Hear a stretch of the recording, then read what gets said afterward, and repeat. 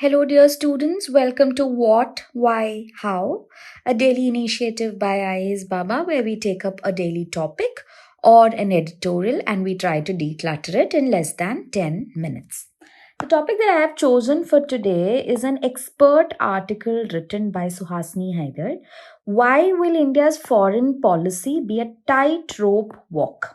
Now, the reason I have chosen this particular article is because any student who has missed looking into IR related current affairs or IR related mains topics in the last 1 year can use this article to have a very comprehensive coverage of what was happening in India or with respect to India in last year and specifically with respect to India's foreign policy. So you can consider this as one of those very crisp summaries of the foreign policy of India in 2024 and what is expected to happen in 2025. Now, the first part of the article goes on to describe about the certain achievements and certain good things that have happened with respect to India and its international relations. Now, mind you, when India and its international relations are spoken about, you have to understand it's dealt in two aspects. One is India and all the other countries, and second part is India and its neighborhood relations. Okay, now just like that, if you look at it, when it comes to the different achievements that have happened, some of the important things are with respect to China, what has been happening is that after 2020, there has been a gap between India and China, primarily because on the line of actual control, what was happening is both of the countries had previously agreed to not have any kind of engagement on the line of actual control. Engagement in the sense that there will not be any military activity, there will not be any kind of incursion into each other's territory. But after 2020, it was seen that, or along that same period, it was seen that China did not keep its word. China kept on incurring into India's territory, and this had become a problematic aspect. Now, after that, India had stopped engaging with China on any kind of platforms. But very recently, the first formal Modi Xi Jinping meeting in 5 years happened on the sidelines of the BRICS summit. When BRICS was happening, not as part of it, but on the sidelines of it, India and the Chinese premier had met. Now, this is seen as a sign of good fortune. The second thing with respect to India is India and France relations improved. The France premier was the chief guest on last year's Republic Day, and we had talks with respect to defense, energy, and maritime cooperations. Several treaties were signed between India and France. Next thing that happened is there was an India European Free Trade Association agreement. This is India's first ever agreement with European countries as a whole.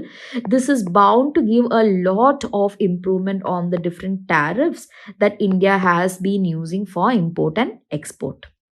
Now, if this is all the improvements on the world countries, closer to home with respect to our neighborhood relations, there were also very successful visits by the new Sri Lankan president and also the Maldives president. If you remember, with Maldives in the beginning of last year, there were crises with respect to some of the insensitive comments that were passed by politicians in Maldives, but that and all changed.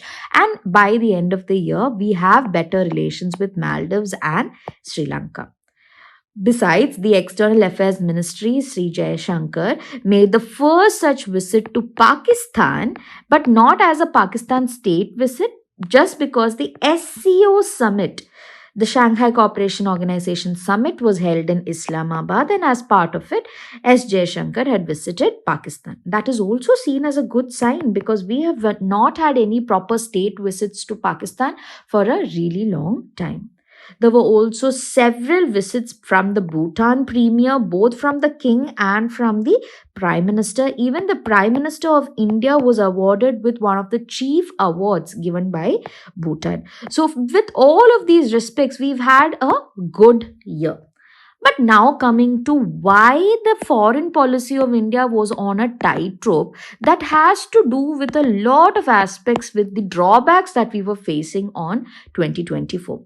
First of all, with respect to Bangladesh, and this is the most biggest change that have happened with India's neighborhood relations, we were having very good relations with India and Bangladesh. In fact, India has seen Bangladesh as India's major connectivity partner, or in almost all the connectivity projects that India was planning, it had seen Bangladesh as a major part. But now, with the recent political happenings in Bangladesh, we do not share those kind of warm relations with Bangladesh anymore. Or adding on top of it, India had also provided asylum to Sheikh Hasina. This also became a pricking point with respect to India Bangladesh relations. With respect to Bangladesh and Myanmar, we have also been receiving so much of refugee inflow into our country, and that is also a cause of concern. The next relation that took a hit, like a very severe hit in last year, was India Canada relations. India Canada relations became so bad that India literally had to close all kinds of engagement with the Canadian Premier. Now, this started when Canada started accusing India of the certain killings that were happening in Canada. Further, with respect to USA, though we shared very warm relations, the Department of Justice had filed certain indictments against the Adani group.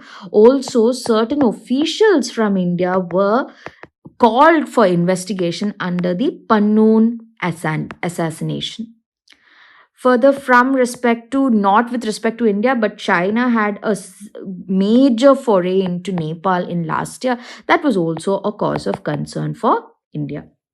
Further on, globally, when you look at it, the Russia-Ukraine conflict, the election of US president, all of these were reasons why India had to balance its foreign policy.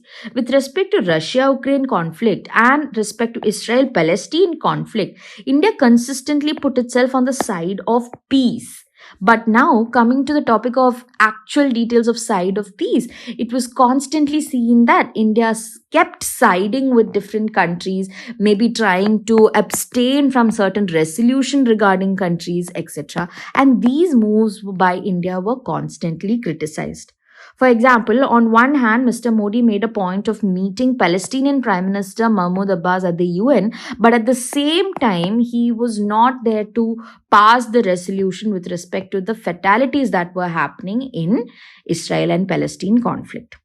Further on, if we have to maintain good relations, we have to see that there were a lot of projects like the IMEC, India Middle East Economic Corridor, I2U2, which is India, Israel, UAE, US, a partnership that is there. These are all future partnerships that we were very hopeful of.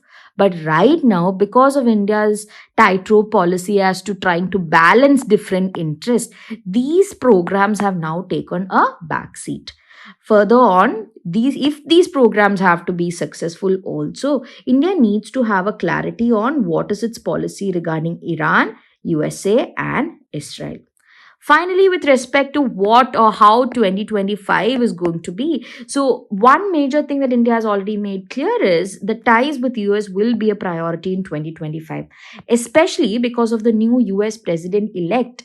Mr. Trump has chosen a very Indian-oriented cabinet and certain chief officers who are Indians. So India does have a lot of hope with respect to 2025. Mr. Trump is expected to visit India for the Quad Summit. We are also expecting a ministerial visit from Iran in 2025. Also, the USA National Security Agency chief is also planning to meet in India for the Initiative on Critical and Emerging Technology meet.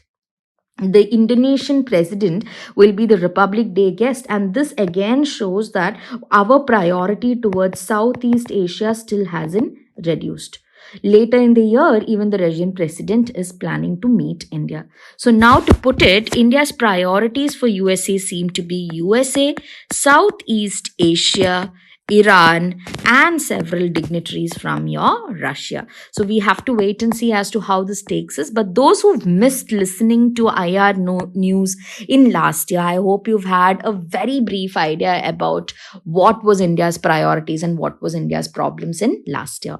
If you've understood the topic, please do like the video and also comment on your understanding below. Until we meet next time, take care and happy learning.